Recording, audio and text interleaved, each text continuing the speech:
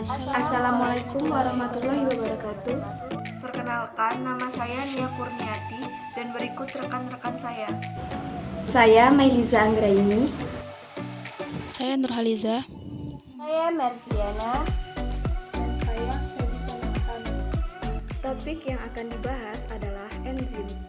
Tujuan pembuatan video agar mahasiswa mampu mengkaji implikasi enzim dalam kehidupan sehari-hari. Prosedur proyek. Yang pertama, memaparkan materi tentang enzim. Yang kedua, mempersiapkan alat dan bahan untuk membuat tape. Yang ketiga, mempelajari cara membuat tape. Yang keempat, membuat dan merekam proses pembuatan tape. Yang kelima, mengedit video. Apa itu enzim? Enzim adalah senyawa kimia berupa protein yang berperan sebagai biokatalisator, di mana bio adalah makhluk hidup dan katalis adalah zat yang dapat mempercepat reaksi. Sederhananya, enzim adalah katalis yang membantu mempercepat reaksi biologis. Berdasarkan tipe reaksi yang diketahui, enzim dibagi menjadi 6 kelompok.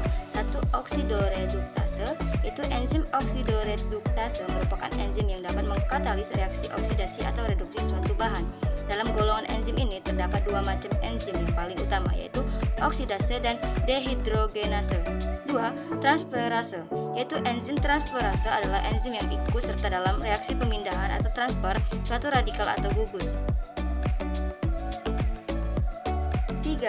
Hidrolase, enzim hidrolase yang sangat penting dalam pengolahan pangan, yaitu enzim yang mengkatalisis reaksi hidrolisis suatu substrat atau pemecahan substrat dengan pertolongan molekul air.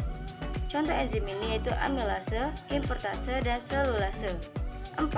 Liase, enzim liase adalah enzim yang aktif dalam pemecahan ikatan C5C, ikatan C5O dengan tidak menggunakan molekul air. Selamerase merupakan enzim yang mengkatalisasi reaksi perubahan konfigurasi molekul dengan cara pengaturan kembali atom-atom substrat sehingga dihasilkan molekul baru. Keenam yaitu ligase. Enzim ligase adalah enzim yang mengkatalis pembentukan ikatan-ikatan tertentu, misalnya pembentukan ikatan C5C, C5O, dan C5S dalam biosintesis koenzim A serta pembentukan ikatan C5N dalam sintesis glutamin. Sifat-sifat enzim. 1.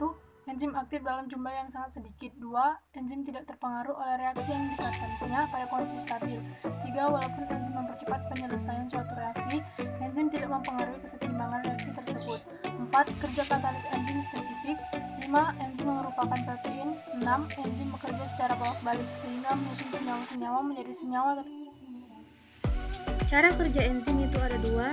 Yang pertama teori lock and key dan yang kedua teori induced fit. Teori lock and key. Teori lock and key atau teori gembok dan kunci.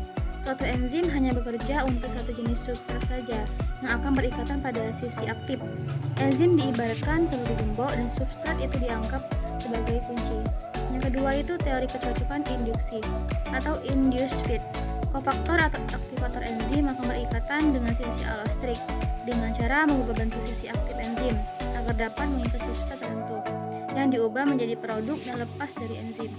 Pemanfaatan enzim. Enzim dapat dimanfaatkan dalam proses pembuatan tape yang melibatkan jamur Saccharomyces yang mengeluarkan enzim dan dapat menjaga karbohidrat dalam singkong menjadi gula yang lebih sederhana. Alat dan bahan. 1. Singkong, ragi tape, gula, wadah, panci, daun pisang, pisau dan talenan, dan yang terakhir air bersih. Cara pembuatan. Yang pertama, kupas kulit singkong hingga bersih dari kulitnya. Kemudian belah singkong menjadi 2 bagian. Cuci singkong hingga bersih, ulangi mencuci sebanyak 2 kali. Kerik singkong, lalu masukkan air bersih ke dalam panci. Rebus singkong menjadi setengah matang selama kurang lebih 15 menit. Merebus setengah matang ini bertujuan agar waktu difermentasi singkong mudah menjadi hancur.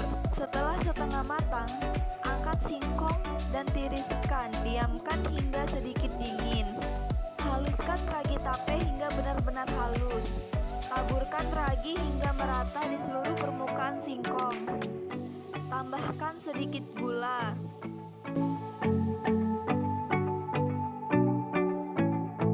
Tutup singkong dengan daun pisang, kemudian tutup panci. Tunggu hingga 2-3 hari dan singkong terfermentasi sempurna. Pada proses pembuatan tape, terjadi reaksi fermentasi anaerobik. Proses fermentasi tape diawali dengan hidrolisis pati menjadi maltosa oleh enzim amilase yang dihasilkan oleh Saccharomyces cerevisiae.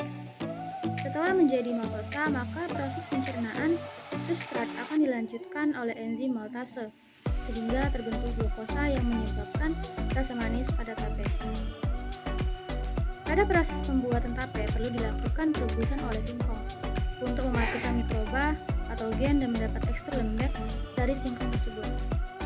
Kesimpulan, enzim sangat berguna bagi manusia, salah satunya dalam proses pembuatan tape.